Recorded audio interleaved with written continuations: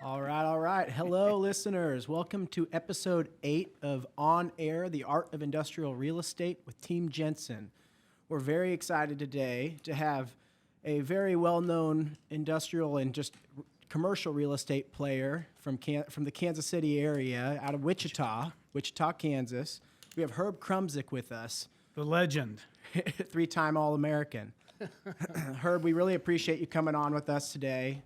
It means a lot that you took the time out of your schedule to come up and visit and jump on air with us. But just wanted to jump in and let you kind of, explain your interest in the real estate business and how you got started, and let our listeners kind of know a little bit about your background and what makes you tick in the business. I got to tell you an interesting one.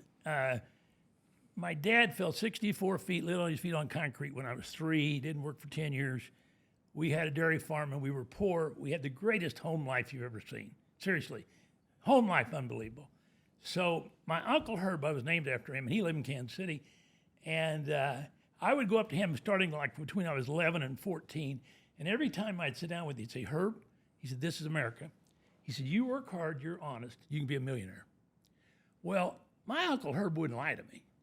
By the time I was 14, I did not have 1/1000% question whether I was going to be a millionaire. So the first thing you do, mentorship is wonderful, okay? But I'm not kidding you. I knew without a doubt I was going to be a millionaire. So I go to college and I graduated with a 2.01, which is 1/100th above a C. I was not a mental giant.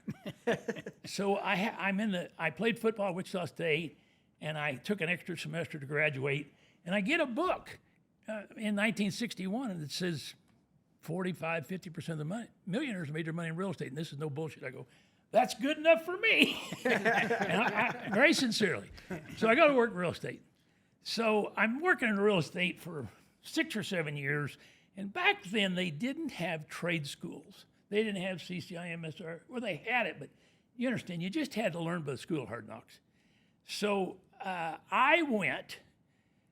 in 1 year, I made $35,000. I'm sorry, I made $75,000. The next year, I made $35,000. And I knew I didn't control my own income. So I decided I was going to have to go get education. No joke, I went to 27 seminars in 36 months. And most of them were a week or 3 days. And what I wanted to do was find out the secret to the accumulation of wealth in real estate. You had 50% of the people making their money. How did they do it? In our city, we had 4 families. We had Casado, Ritchie, Michaelis, and one other one. And so I would go to these people. I knew them all. I'd say, how did you accumulate your wealth in real estate? Now, this is no joke. Not one of them could tell me succinctly, okay? Right. So I go to all these seminars, and my goal is to learn the secret. Well, let me tell you basically what the secret is, and Dan, you'll remember this. When I got in the real estate business, we used to sell for a 10% cash-on-cash yield, okay? And that was just your dividend rate on whatever you put the money in. Well, nobody knew what an IRR was, an internal rate of return was. Well, what happened is real estate has 4 returns.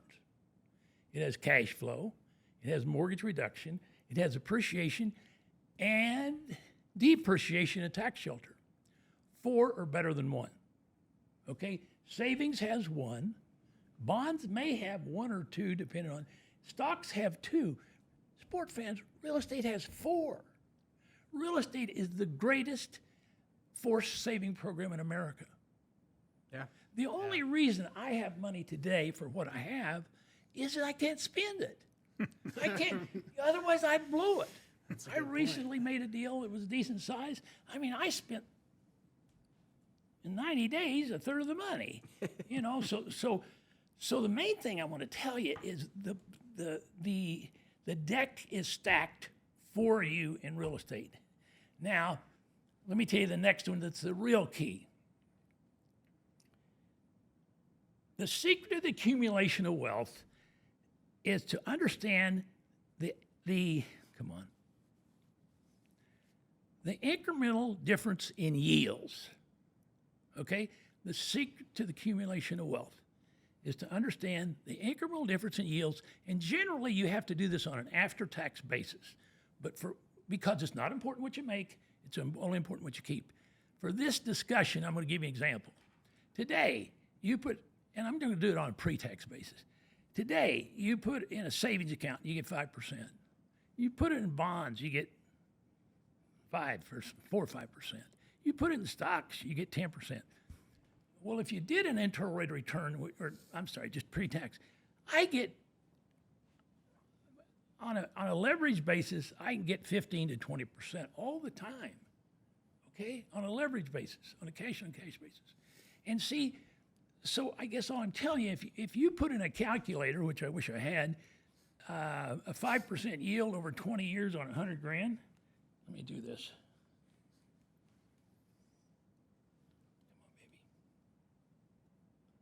Come on, baby. Okay, we're going to go 20 years.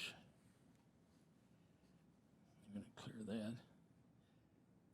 20 years, 5%, $100,000. That's $271,000 it'll accumulate to. Now let's do that at 15%.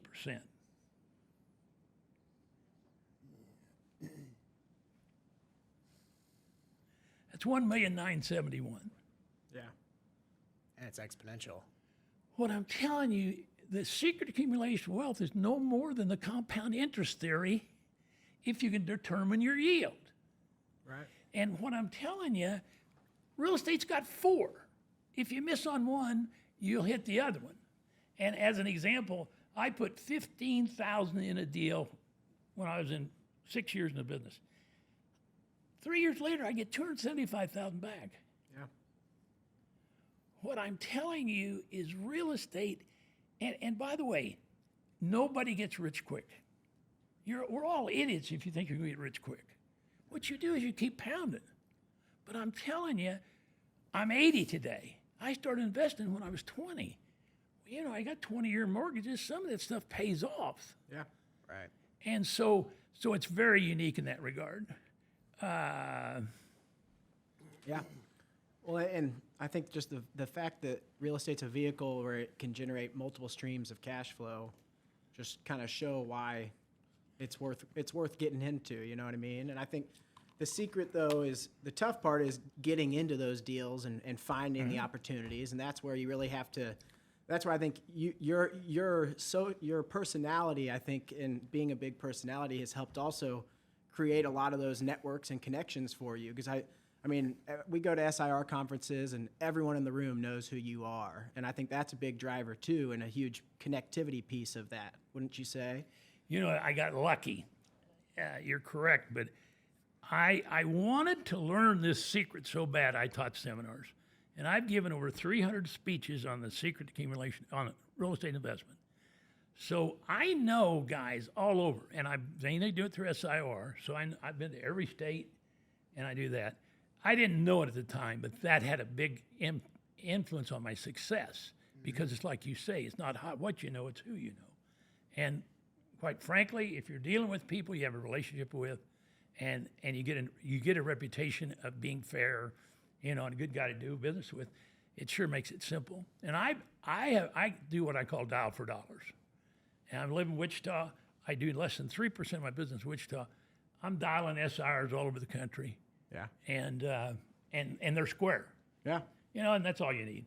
Yeah. That's everybody's got a different deal. Well, and that's the invigorating part of the business too. Is literally just yesterday I was out just knocking around on some doors in an industrial area in town, and it's just that kind of energy, and you kind of turn over some rocks that can lead to some good things too. Well, and I will tell you one thing. Nothing beats hard work. Yeah. You know, our generation, I'd say we're working 33 to 50% more than a lot of the younger generations. And I'll tell you, hard work creates a lot of luck. And you know, everybody's different, and you know, the quality of life probably wasn't as good, but it was just the way we were. Yeah. I'll tell you an interesting thing that I see in the future. I'm a big believer in existing buildings. And if you can develop buildings at reasonable yields and all that, I'm all for that. But I got to be honest with you. I think in the long run, we're headed for a lot of inflation. More important than anything, we're headed for a lot of devaluation of the dollar. The government, whatever, $2 trillion or more deficit this year. Right. And you've got all these politicians, in my opinion, doing the most stupid things in the world. They shouldn't get their hands in private enterprise, but now they're dictating whether we can drill oil wells or one industry after another. They're doing this. Subsidizing electric battery vehicles. Yeah, and let me say this. Green energy, you know, they did these windmills, and I was reading an article, and about 20% of America is where windmills work. Yeah. Well, they're thinking they're going to do it all over the country, and it's the same way with solar. I mean, they're thinking they're going to put solar in Northeast. It doesn't happen. Right. And so I hate to say it, but the government's making a lot of stupid decisions, and I think this is all going. And I think it's all going to come back to haunt us. And my thought, and I feel very strongly about this, is 5 years from today we're going to look back, and we're not going to believe what a piece of property is worth. And let me tell you, the last 3 or 4 years have been the most dynamic switch in value I've ever seen.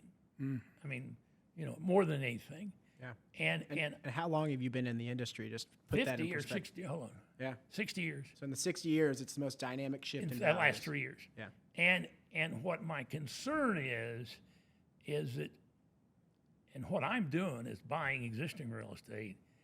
And I'll tell you, my concern is that, you know, they're going to keep devaluing the dollar, and it's going to cause inflation or I don't know what, but you understand, and I don't like it. Yeah. So that's my biggest concern. Right. But how does that play, Herb, now? Because the dollar is as strong against other currencies out there as it's been in a long time. See, I doubt if I'm smart enough to figure it out, but I do know. I bought a bunch of RV parks, and I've got about 20,000 a unit in them. You can't reproduce them for 30 to 40,000 a unit. Well, I'm sitting there saying, 3 or 4 years from today, I'm going to wake up, and you know, I'm going to be in a pretty strong position to raise rents. And so I don't know, for some reason I don't have the answer, but I just know that I feel very strongly that existing real estate is going to keep going. Now, I hate to say this, sorry. I wouldn't be surprised if we have a recession and values for sure level off or go down. I mean, I wouldn't be surprised at that. But I think long term, it's going to be the opposite. Well, it's part of the cycle. Yeah, And- that's and, right. And we've had a long run, as he said, not to mention the last 3 years, unprecedented run up in values and activity level, and all the things the economists talked about today at lunch. You know, I've talked about the 3 stools, the 3 legs of the stool, where you've got the internet, you know, that has grown exponentially because of COVID. You've got the reshoring because everybody's frustrated with not being able to get things here, and then you have people that the just-in-time inventory has gone away. It really has. It's wonderful when it works, but we realize when it doesn't work, it's dismal, and so I really found his conversation interesting at lunch today as well. You know, I follow a political strategist named Peter Zion, and I've listened to him for probably 30 hours. And he's like 50 years old, and he's a demographer, and he looks at the whole world and connects it all. And he says China is toast. Yeah. He says China, they had that one kid policy for 30 years, and he says most people between the age of 15 and 40 spend their money. That's when you spend a lot of money. Well, he says they don't have them coming up. Right. And he thinks they got more people riding the wagon than pulling. Oh, yeah. And so I'll tell you another thing he says is wild, and I think this doesn't in a sense make sense what I'm going to tell you, but he says the area in northern New Mexico and Texas is going to have effectively, if you could do it, 30% of the GDP in 10 years. Because what we're going to do is bring everything back to Mexico for the cheap, the middle to low-end labor, and Texas is going to be next door to maybe do the assembly and all that. Sure. And so he's very, very high on Texas, on Oklahoma. He's very high on I-35, Kansas City. Yeah. So They talked about that at lunch. yeah, Lunch I today, too. mean, it's hard to know. Yeah.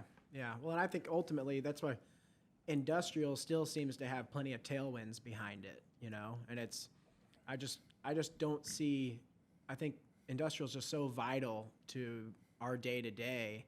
I feel like industrial will remain strong, even if we do see a recession and things are, you know, I think the industrial growth will still be there. Everything I see says the same thing.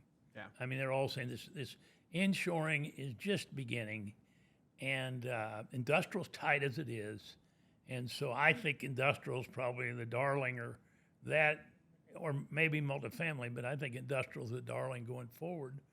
And I'll give you an example. I just bought a crane building in Lafayette, Louisiana. I paid $35 a foot for it.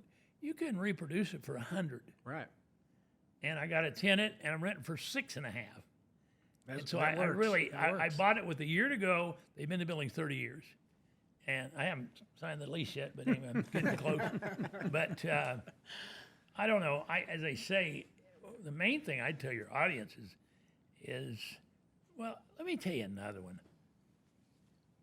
It is sad, but I would say 85% of America doesn't have much money. Now, the whole reason is they don't save. What you need to do is you need to learn how to save and eat beans the first 10 to 15 years of your married life. My wife, when I tell you that I was going to be a millionaire, I'm telling you, I'm not kidding now. So I wasn't going to get married to $1 million. I come home from the military. They sent me to Korea during the Pueblo, and I got married in about 18 months, and we had $5,000. And I said, look, if you will let me save and invest, I'll put you on Easy Street. Now, there was a guy named Bill Graham who owned 640 acres, and he changed the sign on his street. It was private to 1969 Easy Street. He told his wife he'd put it on Easy Street. Okay, so we ate beans for like 10 years. And I'm telling you, it was amazing. It was amazing. And let me say this. I got eight buddies that we grew up with. None of us were mental giants, okay? None of us were mental giants. If you had any idea what these guys are worth, it's a joke. If you're worth $50 million, you're in the top 0.001%, and I'll bet you 85% are there. Well, what happened? They were disciplined. They invested in real estate, and it was a forced savings program. Mm-hmm. We ended up exchanging out of deals instead of selling. By the way, why do you think Warren Buffett is so rich? If you're guessing. Number one, bright son of a bitch, okay? Right. But more importantly, he's never paid capital gains tax. Right. He buys high-end property, and he holds it. He says he'll hold it forever. Well, you know why? You got to pay 30%, and who can go 30% backwards? Right. And, you know, that's why we all do exchanges. But I guess, so what I'm saying, if it is amazing, I was trying to buy a Symbol 16 tracks in Wichita, and there was a lady there, and she owned one of them, and I was talking to her, and she was like about 55 years old, and I said, well, tell me your story. She said, well, I asked my husband who works at the post office if he'd give me some money to invest. I asked for $10,000. He said he gave me $5,000. He said, I now own 42 houses, and I'm worth about $700,000. You know what I told her? Boy, too bad he didn't give you 10. Yeah, right. You know? So what you need to do is just be dumb enough to believe. Right. And you've got to save. Everybody doesn't. They live up to, as I say, you just got to do it, and you've got to invest. Right. And I will say with this, generally the way you do this is you get friends that you have confidence in, and you all just do it together. Nobody's got any money. I will tell you that the way I've made 85% of my money is I've been a promoter. And I go out and I find a deal, I get it under contract in my name. I go to investor and I say, you put up the money, You get all your money back plus 8%, then I get a third of the deal. And if you get a reputation, you can do that. And we have at sometimes got 50% of the deal. Right. And because let me say this, nobody in real estate has enough money to invest. I mean, you're always going to run out. I don't care who you are. Mm-hmm. And so what I did, get a kick out of this. I started out doing this with my buddies, and there's about 6 of them. And I said, okay, I found the deal. Let's go buy it. And they go, yeah, we're all going to buy it. Now they all said, where are we going to get the money? well, all of a sudden I go, hey, what the hell? I'm the one bringing the deal, guys. And so I had Dan Carney, founder of Pizza Hut, Ken Weigand, and I won't mention any more, but some very, very well-known real estate investors. And I can go to them, and they can write the check, and I don't have to worry. Right. And so I will tell you this, you'll always run out of money, but if you're good enough in the real estate business and you want to get in the promotion business, and you want to go, you want to go to a guy that's got the money. You don't have to worry about him writing the check. Right. You don't go to your best buddy or, the vice president of the vice president. You go to the president. Yeah. Secure the opportunity That's and it. take it to the Capitol. Yeah. Yep. Well, and I mean that's all. I think I can't disagree with any of that. And I am curious, kind of backpedaling a little bit, but I wanted to highlight. I mean, you're with J.P. Weigand and Sons. How long have you been there? How'd you land there? And what do you want to share about J.P. Weigand and Sons with our listeners? I built I started with them 50 years ago. Very good firm in Wichita, just wonderful people. And when it's really interesting, and I want to tell you this. I started out in retail. I went to industrial. Oh, and then I started, I did a lot of apartments. Then I did office, and then I did investment. And I will say this, if you're in the real estate business, you've got to decide what your specialty is going to be. I mean, you really do. Yeah. And let me say this, being a generalist in the real estate industry, and being a generalist in practically any industry is difficult because you got so many people in the population that are specialists that know more than you are. Right. I would strongly recommend you become a specialist. Yeah. Well, you need to decide what your niche is and stay with it. And that's where I finally decided investments. I love, and I'll tell you an interesting one. I used to have a 3-page checklist that I would do, and I would never present an investment until I had all the answers. I think a big part of my success has been presentation. And the reason for that is a lot of guys, they get a listing, they run out to Joe or Harry, and they go, Harry, you got to buy this. And they've got 3 pieces to a 9-piece puzzle. Well, you're really insulting him. Say, well, you want them to take 67% risk that it's a good deal. I did just the opposite. I mean, I had everything. I mean, I had a checklist, and I mean, I got a very good presentation. What happens then, a lot of times when you go to an investor and you take him only 6 pieces to a 9-piece puzzle, he goes, okay, I'm interested. Go back and get another 3 pieces. You follow? Well, when you take him 9 pieces, you smoked him out. Yeah. And he doesn't have anything to ask you. And you go, you want? He said, well, my wife's divorcing me. No problem. I'll come back after the divorce. But the point is, you quit wasting your time with non-qualified people. Right. And so, so that was one thing that I learned. I made my money by presentation. Yeah. And I really, and see, you get a checklist, and they really appreciate it. Right. And I'll tell you a funny one. If you have a good presentation, you'll be amazed at how the buyers will all of a sudden get on your team. So I present an apartment project, and I say, the roof's 15 years old. Oh, hell, I got a roofer, no problem. All of a sudden, they come, and they're defending this stuff. Right. Because here's what I'm telling you. You want to tell them all the negatives you can up front. You make a list and say, asphalt, roof, Now, if they get past that point, you got to prospect. Right. If they don't get past it, they're going to find out during the inspection. Right. And the more I put down the negatives, I'm looking at these guys. I'm going, what do you mean? And they're going, well, no, that's all right. Well, that's everyone's got figure it that. out. Well, that's bullshit. How'd you end up with Weigand? Did you grow up with Nestor? Or? No, I went to work with a company called Lambert's, and then I went to work for Garvey. And Garvey owns 700,000 acres in western Kansas, and I had a mentor there. We had a building called Page Court, and it was 60,000 feet. They got a mixed-use project there. Well, it was named after him, so I'm leasing it. So, for some reason, I'm putting tents in his building.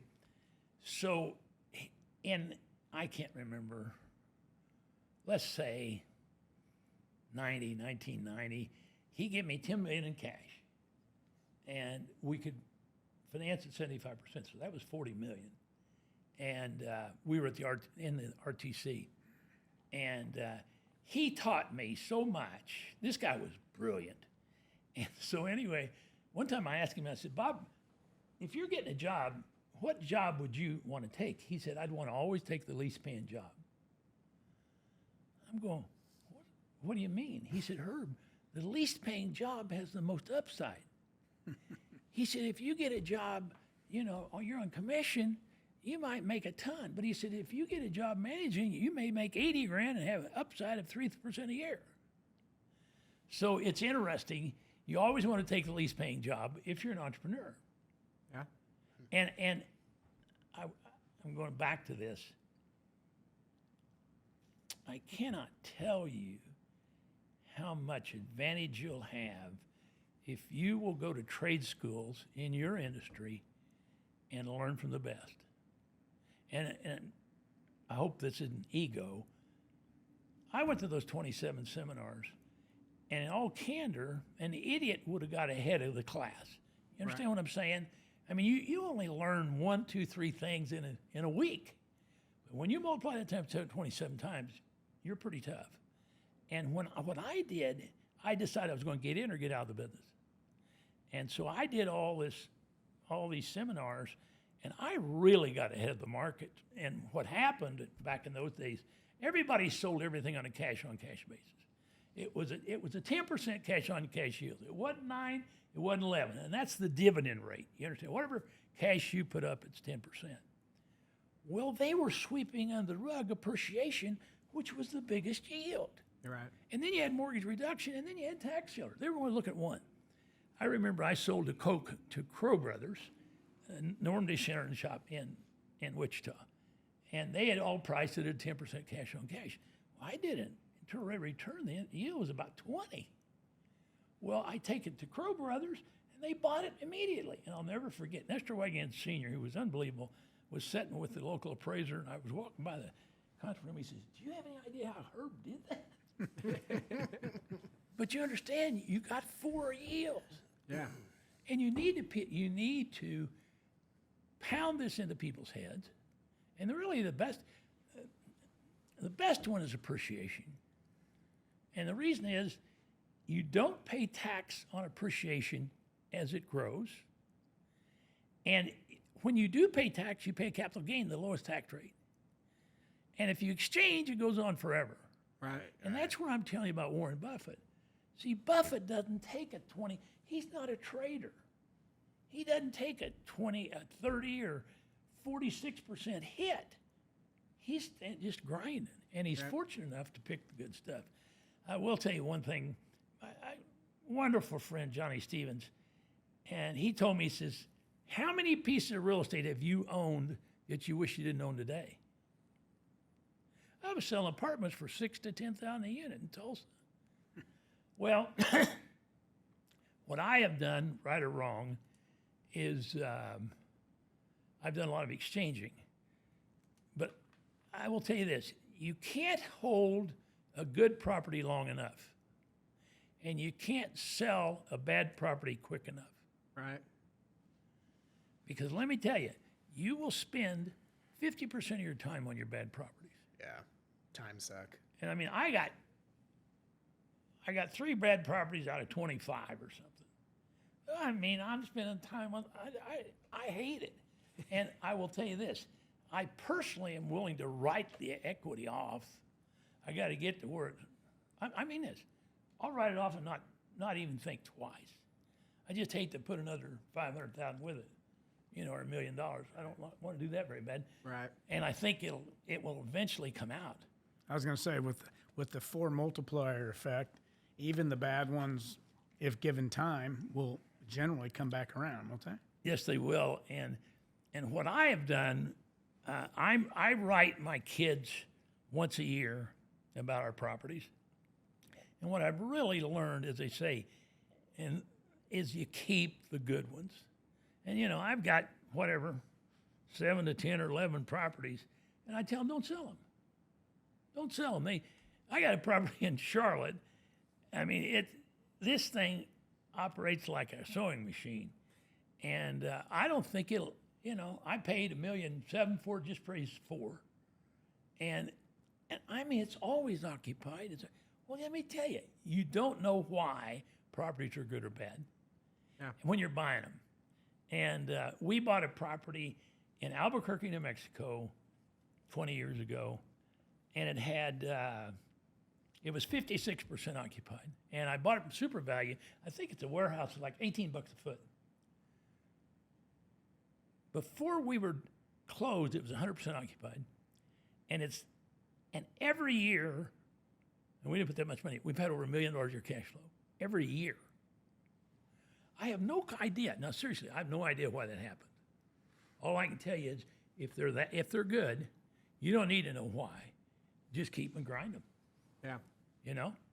Just kind of stay head over water, honestly. Yeah, and keep buying more. Not metal giant. Yeah, and I've been doing it for 7 years now, and I learned early in my career, and I've been fortunate. Industrial's been strong and growing while I've been in the business, but I've learned myself, kind of to your point, I am better and more active and more productive in my business development and networking when I save more and stretch myself thin when it comes to what I have in my bank account, and I've found that kind of staying hungry, and to your point, at this kind of stage of my career, I think it's the only way to really go about getting into the business, because you really have to kind of lay it out on the table and really dive in head first in order to commit to it. Well, and this is not for everybody. Some people just can't handle it mentally. Right. Taking risk. It's I gotta tell stressful. you, I have been up to my neck in risk, in debt all my life. Yeah. But I fortunately have had apparently lucky, and it's worked. Yeah. And I'll tell you, I don't have that. I'm 80, and I don't have the opinion today. I recently sold one to pay off all my lines of credit, got some cash, and I'm not going back the other way. And what you need to do is at some point you need to do that. Sure. Yeah. Well, that's the goal. Yeah, That's the goal. That's what you build to is to the place where you can settle down and take less. Well, there's income creation mode, and there's income preservation mode. Yep, good for you. And see, I've just done that this year, in the last 6 months. Yeah. I'm looking, and I'm not going to buy things I can't just exchange into if I don't have exchange. and I'm going to spend the cash. It's better to say wealth creation or wealth preservation modes. Right. Yeah. Well, and I know you mentioned that you write to your kids often about some things. We obviously we work in the family dynamic. I know you work with a handful of your children. Do you want to touch on kind of that experience and how you've enjoyed that? It's good, bad, and indifferent. Yeah. And it's hard. I found that it's hard to work with your kids because you've got a different relationship with them than you would have.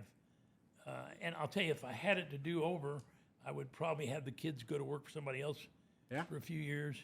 But there's benefits, and it's good, bad, and the ugly. But I've enjoyed it. Yeah. I enjoy seeing them grow. How many do you have? 3. 3. Got a lawyer and a real bright manager, and well, wait a minute. 3 that work with him. yeah, I got 6. 3 that work with you, and 6 total. Yeah, Okay. I got 6, and I'm encouraged. by this RV industry, and I'll tell you why. As I said, probably cost you $30,000-$40,000 a unit to build an RV space, and that's because you got to build all the other amenities, you know, and the swimming pool and all that. And last year they built 7,000 new spaces. There's 2 million spaces in the market. That's 0.0035.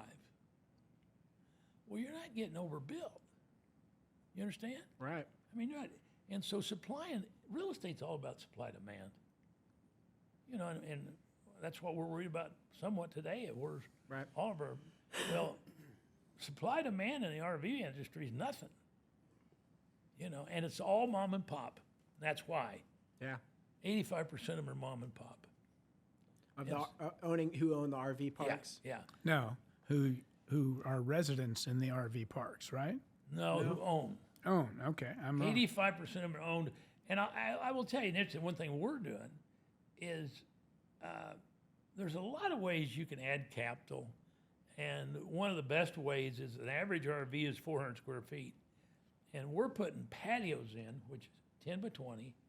We increase their living space by 50%. And we can put a patio in for $2,500 and rent it for $1,000 a year. Yeah. That's good yield. And so, I don't know. But I will say this: the RV industry is like any other business. I mean, it's more of a business than a real estate investment, and it takes a lot of time to learn. Yeah. You know. So, It's also commonly used as a way of inventorying land, isn't it? Warehousing it. it is, but that's a myth. Okay. You know, I mean, majority of RV parks are in little teeny towns. I was going to say, Yeah. metropolitan That's area. it. That people don't want. They that want land. there. You Yeah. want land at 10 to 20,000 an acre to develop, and that land doesn't have alternative uses. Right. But Yeah. I don't know. It is the reason I got in it is 3 years ago you couldn't buy a yield of 7, Right. and I thought I was buying 11.5. I got 9.5, so you know it wasn't all bad, but Yeah. I wasn't very happy. Right. Yeah. You know, Still wanted to get the you got to 11. have a sense of humor. You know the one other thing that I will tell you is what he said today. He said, in a recession, some businesses do good. Inflation hurts everybody. I'm telling you, I'm worried about inflation long term, and I'm also we're inflating dollars. If that makes sense, we're spending, we're devaluing the money, and I don't know how you exactly relate devaluation to inflation. I don't know, but I think it's a dual deal, and you know if you borrow money at 7% today, and you have 5% inflation, 4% inflation, you're not paying much on a real basis for that money. And what happens is the people that have debt will really benefit if they have a lot of inflation. Right. So, but then the question then is, do you want to eat well or sleep well? Right. Right. You don't want to get too far over your That's it. skis. Yeah, especially the older you get. Right. Right. Well, I feel like it's fun to highlight SIOR. How did you get introduced into SIOR, and how important? I know you've touched on it a little bit, but how important has that been for your career and your network? I got to tell you an interesting one. Nestor Weigand Sr. was president of the National Association of Realtors. And then Nestor Weigand Jr. was the president of the National Association of Realtors. You know, it's unheard of you understand. And so we are so politically connected, it's a joke. We know everything that's going on in NAR. Well, NAR has 10 institutes, societies, and councils. By the way, I'm getting somewhere in a second. They got appraisal, they got CPM management, they got residential, commercial. Okay, and then they got SIOR. SIR was formed in the Second World War, and they picked 50 realtors in America, one per state, and they helped the war effort. Okay? Wow. So what they did is you know, they all got together. Well, then that grew a little bit, but I'm telling you, they didn't have any SIRs around. So this was like in the 40s. So Nestor Senior, Weigand, was the only SIR in Kansas. Well, this guy was getting calls every minute. And so Junior and I finally figured out, we said, well, we want in that deal. So you're going to get a kick out of this. The president of SIR comes to Wichita, and he asked Nestor, he says, why aren't you an SIOR? I'm sorry. Oh, you're good. He says, why aren't you an SIOR? And he says, well, I don't know. Well, see, his old man didn't want him to have it because, he got all the business. And he had more pocket listings than anybody ever seen when I was there. So he said, we'll see about that. So he got Junior in the next quarter, and he got me in the next quarter. Well, and so SIR is the only organization of the 10 institutes, societies, and councils that focuses on doing work together and, really working together. I'm telling you, I'm a CCIM. I've never got one referral from CCIM. Right. It's a very good education. So anyway, so I become an SIR, I'm doing quite a bit of business, so this is kind of cute. I had taught these seminars in the state of Kansas for quite a while, and I wanted to teach for CCIM. So I applied to CCIM, and it was very political, and we are very political as a company. I couldn't get in. And all I can tell you, all I'm telling you, it was funny. You understand? Because we had more strings than you dream of. So I go to the SR meeting in Colorado Springs, and Milt Podolsky's there, and he's head education. And I saw him go to the bathroom, so I go to the bathroom with him, and we're standing there doing our business. I said, Milt, I teach a seminar. He says, what's it about? I said, investments. He says, any good? Better than average. He sent it to me. So I sent it to him. He said, you can teach SR anywhere. So catch this. So I taught the course 2 where SRs had to come through me for 31 years. Yeah. And I had 2 days. That's a long time. Yeah. And I had a good line of BS. And for the record, still do. Yeah, and still do. So anyway, then I went to all the chapters. So I've probably spoken to SR 130 times. Yeah. Well, you're talking to the hitters in the industry, Right. and then you're befriending them. And SR to me has been 10 times X. Yeah. It's just been a joke.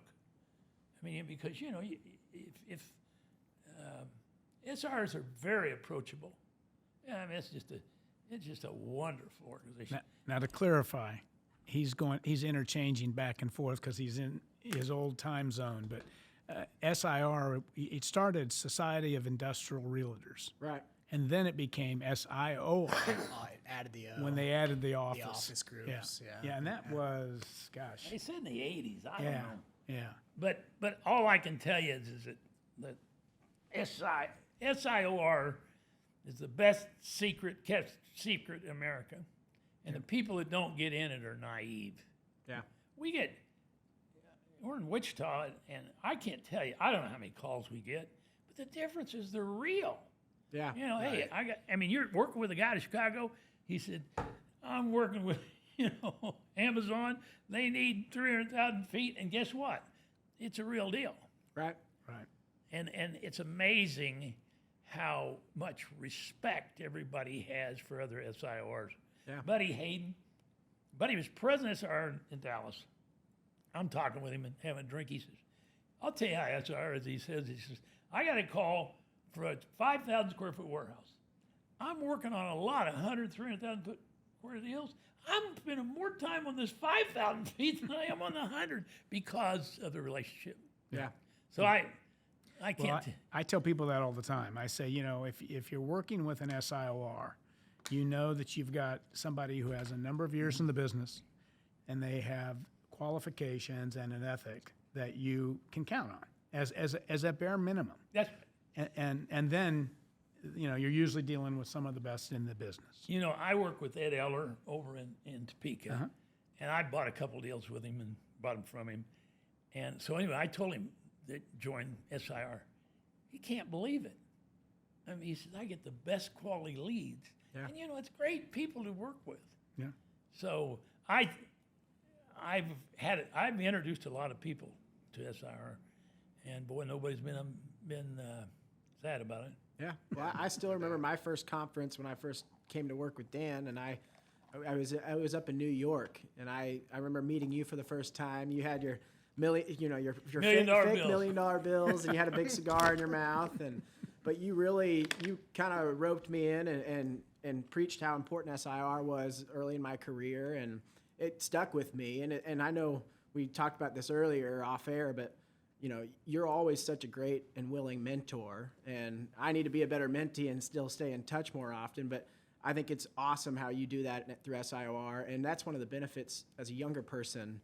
You can go to these conferences and learn from people like you and guys like Dan that have been in the business for so long. And I just think with how our industry works, it's vital. There's guys that are such heavy hitters and they're just good at knowing where to look, that they can come from nothing and go out and find deals.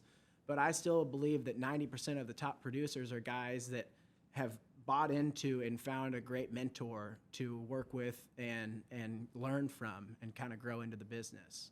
And I think you're right, and as I say, I can't understate or whatever the fact that you've got to really push adult education in the industry. I don't want you to go to a university. I want you to go to somebody that's in the industry. right. And you can go to NIOP, you can go to, a lot of them, but I'll tell you, I'd get all that you can get, because I'm telling you, I remember I had a guy, I think it might even have been from Kansas City. I'd been in the business about 6 or 7 years, and he told me what an annual constant was on debt. I couldn't believe it. I'd never heard of an annual constant. Well, see, we didn't have education. We didn't have anybody that teaches that. Today, I think you ought to go to the CCIM courses. Yeah. I think you ought to go to the SIR courses. I mean, that's where, and again, I think mentorship, you need to be a good mentee. Yeah. You just need to appreciate it, or not that much, but you'll be amazed how the old guys talk all day if you ask them. Yeah. All right, I'm running the risk of taking us off the rails here. Sure. but Chuck Hunter, Yeah. Kessinger Hunter, name principal. How did you and Chuck run across one another? In SIOR here, Okay. and we were both young, and boy, he and Bucky were just, Bucky Kissinger was great, and they were just A guys. And it's like a lot of people, did I tell you about closing the hands and opening the hands? Yeah. Yeah. That's what it's all about. When you go in with somebody, go at risk. Tell him all your secrets. You understand? I mean, you understand. And when you open that hand, these guys were great. Chuck is just phenomenal. And he's very bright, Oh yeah. And I'll tell you what, Chuck is not a mental giant. None of us are. But he's a grinder, and he knows deals, and he just keeps grinding.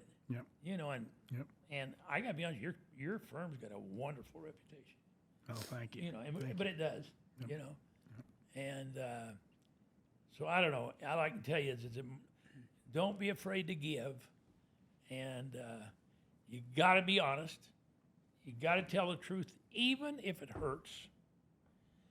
And when you do that, then the customer will respect you. Yeah. I've had, we got a couple guys in our firm, I'm telling you that a client deals with me, just can see that this guy's on my team, and he's shooting me straight.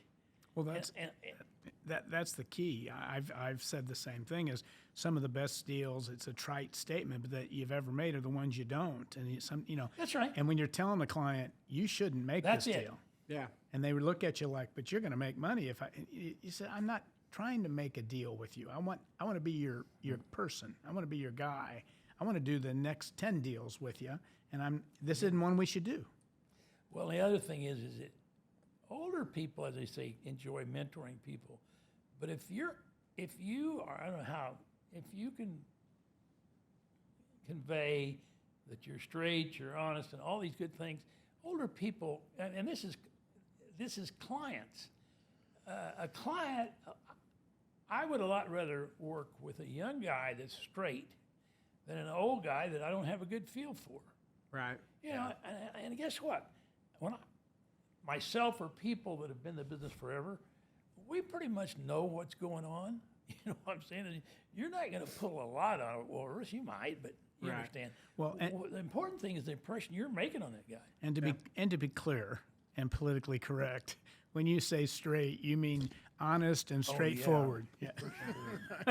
It's 2023. Good job. Good job. You know, I don't know. It's a wonderful business, and we got a lot of wonderful people in it. Absolutely. And I think I want to tell you an interesting one. It's too bad young people don't have more mentors. Let's say a guy grows up and he's like me and he wants to be a millionaire, and his uncles beat him in his head. If you go to work in a teaching profession, you're going to make 50 to 100 grand a year, and you're not going to make any more. There's about 100 professions, you might say, and probably 5 to 10 of them you can make decent money if you want. You do good in sales about anything. But I'll tell you, it's a lot better selling real estate than it is toothbrushes. Yeah. How many toothbrushes you have to sell to make 200 grand? Well, in real estate, you got to sell a $200 million, $2 million deal or Right. $3 million deal. So if you're interested in money, I think oil's a good place to look. Technology is probably a good place to look. Manufacturing is probably a good place to look. And real estate's a good place to look. But what I'm saying is you've also got to, on the front end, pick an area or pick something that is going to give you a chance to make decent money. Yeah. There's a lot of the majority of industries don't have that chance. Yeah. Well, and so looking ahead, you know, I know inflation you've made clear is a big concern of yours. I know you're focused on growing more RV parks and bringing more supply on there.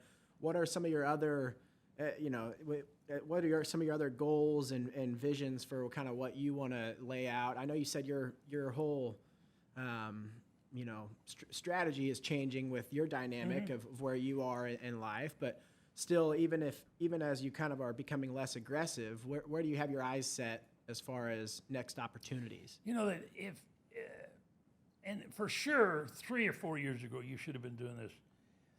If you can buy, I'll give you an example. I bought a building in Odessa, Texas, had a 3-year lease. It was rent at 9.5, the market 16.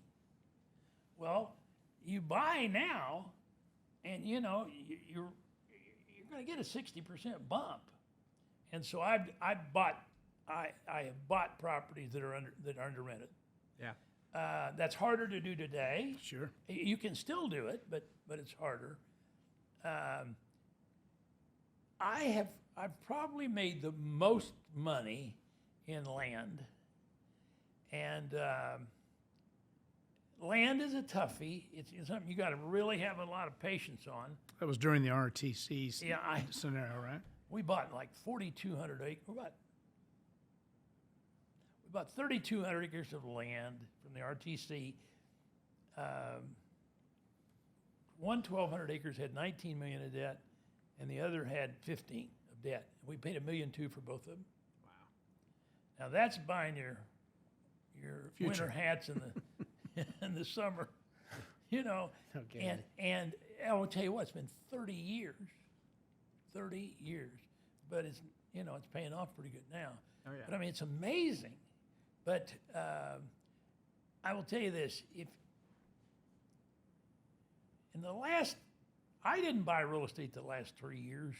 I bought RV parks because they were mom and pop, and I could get a better yield. You understand? I might be able to get a 10. Right. But I'm losing my train of thought. I think there's probably going to be a day in the next, very possibly, in the next 3 to 4 years, that these people that bought properties at a 4 cap, and now the loans coming due, they're going to be in trouble. And so all I can tell you is you want to buy when the sun's not shining. Right. And I think there's going to be a very good opportunity the next 3 to 5 years. And let me tell you, it might be the best opportunity. I bought in 90, and then I bought some in 08, but I made most of my money in 90, which was, 30 years ago, 33 years ago. Yeah. You don't see these very often. And so what I'm telling you is if I were your age, I'm telling you, when everybody tells you the world's coming to an end, you buy. Yeah. Which I was buying when they couldn't sell it at low enough. I go down to Texas and they're having this land auction, and nobody's got any money. And I mean, they're selling stuff for 5 and 10 cents on the dollar. Now, I don't know you'll ever see that again. Right. But you're going to get a kick out of this. You wouldn't remember this, but Keating had an SNL in Phoenix. He had $300 million worth of land and resorts. And a guy told me I could buy it for $25 million in Phoenix. I didn't have the guts. I didn't have the horsepower. It sold about a year later for $125 million. A guy bought it, and today it's worth a gazillion. sure. And so what I'm telling you, when you have everybody's looking down, that's when you start looking up and taking your risk. Well, but the crazy thing about this marketplace is even the guy that was buying at 4 cap 3 years ago, I'll be darned if the appreciation in the market didn't probably bail him out. I mean, with the way values, like you said, have gone up in the last 3 years, I mean, you don't want to be at the end of that cycle. Let me just say this. I like on apartments, all I can tell you, I wouldn't want to be a guy that bought at 3 and 4. No. But, and I will tell you an interesting thing. For the last 60 years, a 9 or a 10 cap always worked. And that's what I do. And I got to tell you a cute one. For most of my career, I bought at a stabilized 15 cap rate. I'm not kidding you. So how did I do that? I bought a vacant building, mostly. I mean, I couldn't buy an occupied building. Right. But I bought problems all my life. And, Value add. value add. And let me tell you this, you gotta have patience. But like this land, I'm telling you, this land, it hasn't turned into this thing until the last 36 months. Yeah. You know, I mean, if you 3 years ago, 3 years ago, I was offered, 3 years ago in California, or 2 years ago, if you would have offered me $8.5 million, I'd have sold it to you, 400 acres. Now, it's a huge multiple. Yeah. Because things turn. Mm-hmm. Yep. So, but I don't know if I couldn't be a bigger fan of real estate. What about the disconnect between buyers and sellers right now because interest rates have doubled in the last year? Well, you're gonna, and everybody says 7% interest rates are too high. I mean, I was with 7 to 9% interest rates all my life, but I will tell you this. I'm going to repeat myself. I think a lot of the people that bought in the 4, 5, and 6 cap rate ranges, your constant on 7% debt is 8.5 or 8.6. We got a lot of people that are going to be hurting, or the lending institutions are going to have to loan and take a haircut. Right. And so my thought is that it's going to be interesting going forward. Yeah. Yeah. There's going to be a lot more stress than you know. Are there any markets that you are less concerned or more concerned about that problem in or within? Northeast is not the greatest. Yeah. California, to me, is dangerous. They got 34 million people, but boy, they're losing a lot of people. Yeah. And I go south, east or southwest. Yeah. It's all like Austin, Charlotte, Orlando. I mean, these things are hot enough firecracker. Yeah. And they're going to stay. They're going to stay good. But it'll be interesting. It'll be interesting to see. And as I say, I personally am not. I think it's going to be 3 or 4 years. I'm not. I don't think I want to participate very much. I don't want. Let the next guy do it. Yeah. But I'll tell you, I sure want to encourage you all. Yeah. Yeah. Because you don't see these. If you're really going to a downturn, you don't see this very often. Right. And I hate to say this because I probably don't know much about it, but I'm concerned about office buildings. But I got a friend that's got office buildings in Memphis and in Nashville, and he's got suburban, and a lot of it. And he says he's doing great. He says suburban, is doing pretty well.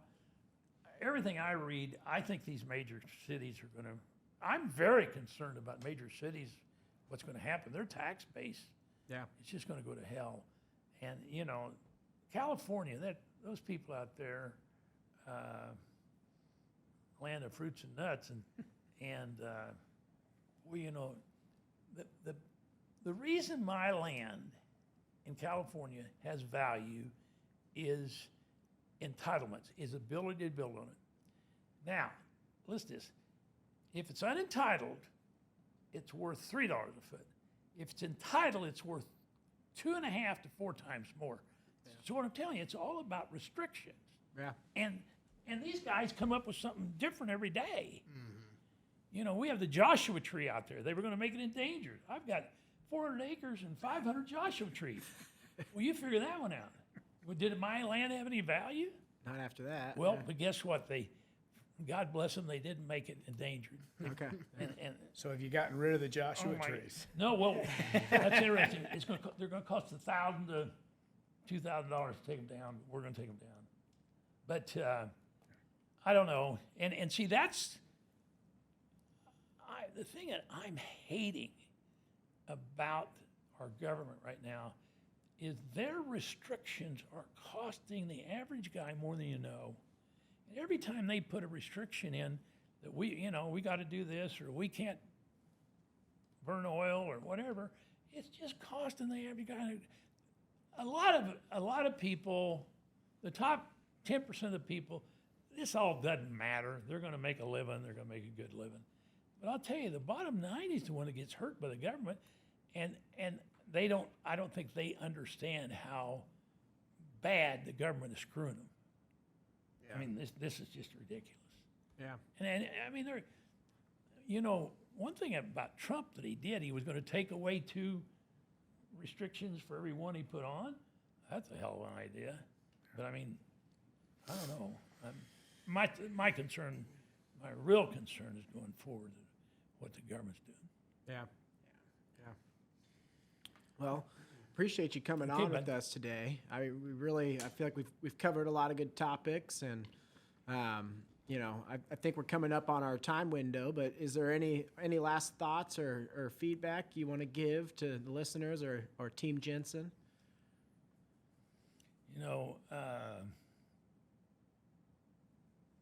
I don't know. Everybody should just live a good life.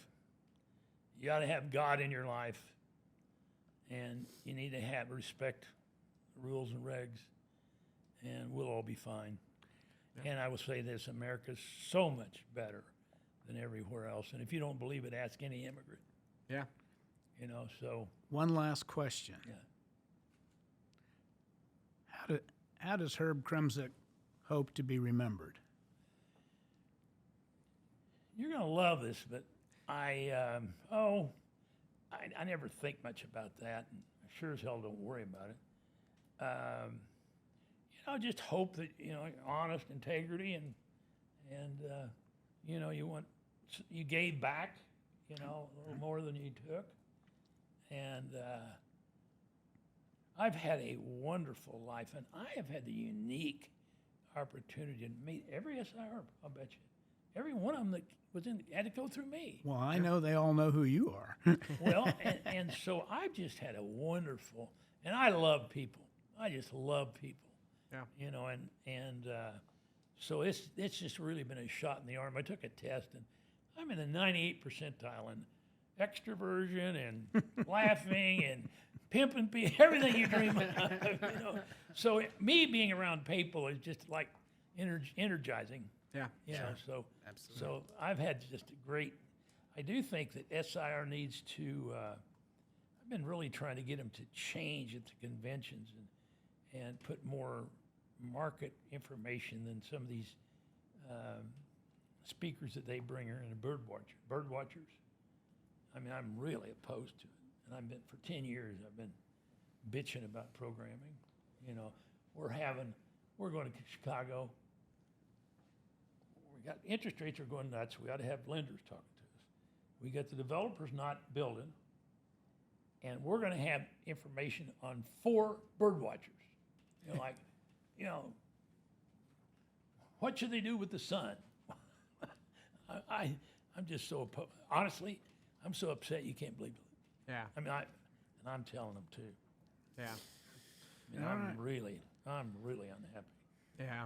Well, back to just being remembered for, you know, enjoying being around people, and I'd say you're it's reciprocated. You're a fun and energetic person to be around and to learn from. No doubt. But appreciate you coming on Okay. with us, and I'll see you in Chicago. Good. And excited to be out there with you. Buy you a drink, okay? I'll be there for it. Thanks, Herb. Thanks, Thanks. Herb.